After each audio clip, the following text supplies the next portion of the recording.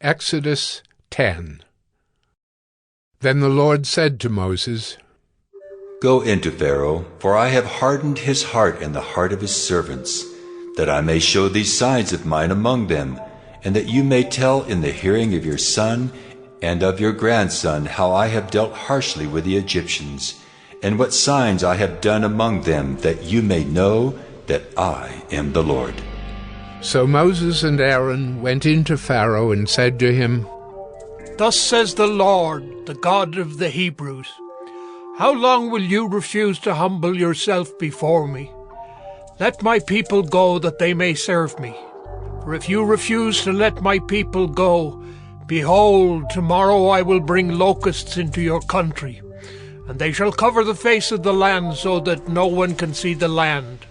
And they shall eat what is left to you after the hail, and they shall eat every tree of yours that grows in the field. And they shall fill your houses, and the houses of all your servants, and of all the Egyptians, as neither your fathers nor your grandfathers have seen, from the day they came on earth to this day. Then he turned and went out from Pharaoh.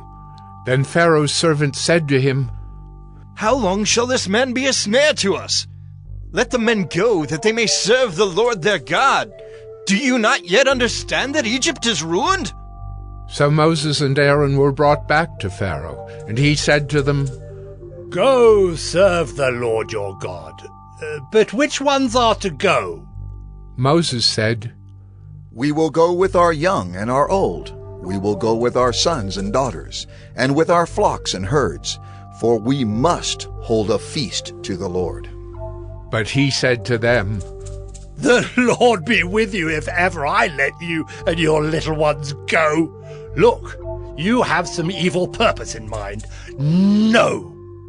Go, the men among you, and serve the Lord, for that is what you are asking. And they were driven out from Pharaoh's presence. Then the Lord said to Moses, Stretch out your hand over the land of Egypt for the locusts, so that they may come upon the land of Egypt, and eat every plant in the land, all that the hail has left. So Moses stretched out his staff over the land of Egypt, and the Lord brought an east wind upon the land all that day and all that night. When it was morning, the east wind had brought the locusts. The locusts came up over all the land of Egypt, and settled on the whole country of Egypt, such a dense swarm of locusts as had never been before, nor ever will be again. They covered the face of the whole land, so that the land was darkened, and they ate all the plants in the land and all the fruit of the trees that the hail had left. Not a green thing remained, neither tree nor plant of the field, through all the land of Egypt. Then Pharaoh hastily called Moses and Aaron and said, I have sinned against the Lord your God and against you. Now therefore, forgive my sin, please, only this once, and plead with the Lord your God only to remove this death from me. So he went out from Pharaoh and pleaded with the Lord. And the Lord turned the wind into a very strong west wind, which lifted the locusts and drove them into the Red Sea. Not a single locust was left in all the country of Egypt. But the Lord hardened Pharaoh's heart, and he did not let the people of Israel go. Then the Lord said to Moses, Stretch out your hand toward heaven, that there may be darkness over the land of Egypt, a darkness to be felt.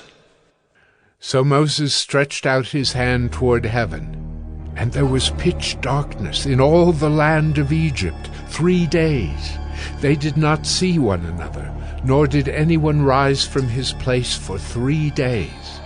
But all the people of Israel had light where they lived. Then Pharaoh called Moses and said, Go serve the Lord. Your little ones also may go with you, only let your flocks and your herds remain behind. But Moses said, You must also let us have sacrifices and burnt offerings, that we may sacrifice to the Lord our God. Our livestock also must go with us. Not a hoof shall be left behind. for we must take of them to serve the Lord our God, and we do not know with what we must serve the Lord until we arrive there." But the Lord hardened Pharaoh's heart, and he would not let them go. Then Pharaoh said to him, "Get away from me! Take care never to see my face again, for on the day you see my face you shall die." Moses said, "As you say, I will not see your face again."